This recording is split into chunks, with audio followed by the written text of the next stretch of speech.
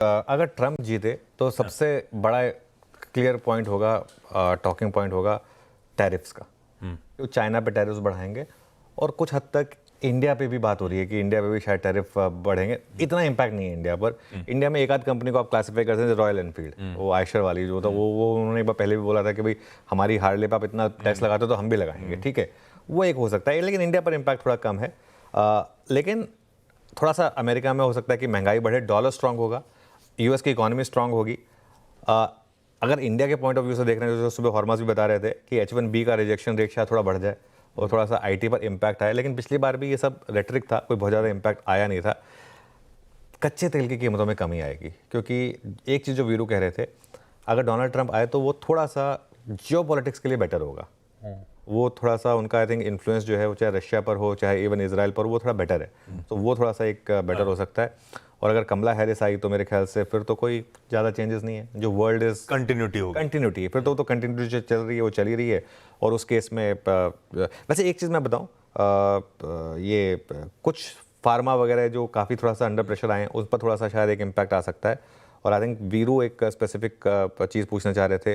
वीरू, आप आईटी के बारे में पूछना चाहते हैं ना, कि मैं मतलब गेस कर रहा हूँ सही तो, कि आईटी में क्या होगा? मैं एग्जैक्टली वही अनुज, क्योंकि हम निफ्टी बैंक पे तो शायद बात करेंगे, लेकिन निफ्टी आईटी जिसने पूरे आई थिंक हमारे जून जुलाई और अगस्त की तेजी को स्पॉन्सर किया था, ट्रंप अगर आते हैं और जो उनकी जो लोकल हायरिंग की जो पॉलिसी होती है, वीज़ा पॉलिसी होती है, इस मद्देनजर आईटी पे आपका व्यू क्या है? बहुत अच्छा सवाल है। मेरा ये मानना है कि आईटी में रिगार्डलेस हो आज कोई भी आए, एक मोर और लेस बॉटम लगेगा आईटी में। देखिए, बॉटम वाला ये नहीं होता कि और यहाँ से और 3-4% नहीं गिर सकते, वो हो सकता है। जैसे इन्फोसिस जैसा स्टॉक, मैं एक एग्जांपल के साथ एक्सप्लेन करूँगा। इन्फोसिस जैसा स्टॉक फॉर एग्जांपल, अब आप उसका चार्ट लेकर आइए, बहुत शानदार रिटर्न्स दिए इसने, इन्फोसिस ने, लेकिन अब ये 2000 तक का हाई लगाने के बाद 1750 पर आ गया है, 250 रुपये निकल गया। इसमें कुछ फैक्टर, इसके जो नंबर्स आए तो उतने अच्छे नहीं थे जितना मार्केट एक्सपेक्ट कर रहा था, वो उसका भी है, लेकिन कुछ हद तक इलेक्शन का एक इम्पैक्ट है। तो मेरा ये मानना है कि इवेंचुअली देखिए, अमेरिका को आउटसोर्सिंग चाहिए। ऐसा क्या है ना, अमेरिका के बारे में कहते हैं कि उनके पास 2 तरीके के इमिग्रेंट्स हैं, मैक्सिकन्स और इंडियंस। मैक्सिकन्स जो इंडियंस जो काम करते हैं वो अमेरिकन्स कर नहीं सकते, कैपेबिलिटी नहीं। मैक्सिकन्स जो काम करते हैं वो अमेरिकन्स को करना नहीं है, ठीक है। तो इसके लिए वो भले ही आप जितनी मर्जी रेटरिक रखें, इनके बिना अमेरिका का भी काम चलेगा नहीं, ठीक है। कोई तो रीज़न होगा कि जितनी भी सारी बड़ी बड़ी टेक कंपनियां, उनके बड़े बड़े सीईओस हैं, सब इंडियंस हैं या इंडियन मूल के हैं। तो इसके लिए मुझे नहीं लगता कि कोई बहुत ज़्यादा इम्पैक्ट आएगा। हाँ, स्टॉक प्राइसेस पे इम्पैक्ट आ सकता है, जो ऑलरेडी हम देख चुके हैं काफ़ी हद तक।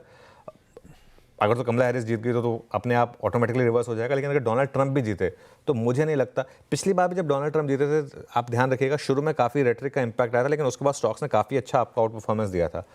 मेरे ख्याल से वही रिपीट होगा। आज क्या होगा ये कहना बहुत टफ है, ना मेरी कैपेबिलिटी है, ना मैं करना चाहता हूँ। लेकिन मेरा व्यू जो है वो 6 से 12 महीने का है, पूरी की पूरी मार्केट पर भी और इवन आईटी सेक्टर पर भी। हाँ, इंटरेस्टिंग। ये है भाई साहब समीकरण।